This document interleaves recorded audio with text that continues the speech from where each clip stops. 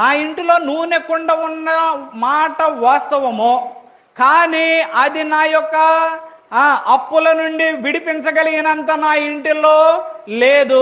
ఆ నూనె నా అప్పుల నుండి విడిపించగలిగినంత సరిపోదు. అనగా అరకొర జీవితము, సమృద్ధి లేని జీవితము, చాలని జీవితము, ఇది మాత్రమే ఉన్నది.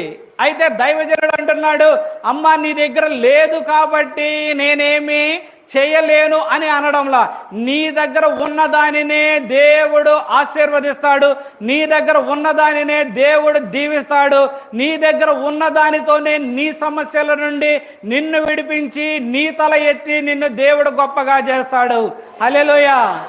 చూడండి, చాలా సందర్భాల్లో మనం అనుకుంటాం, అయ్యా ఈ అప్పులు తీరాలంటే, లేకపోతే ఈ సమస్య తీరాలి అంటే తగినంత ధనము నా దగ్గర లేదు కదా, తగినంత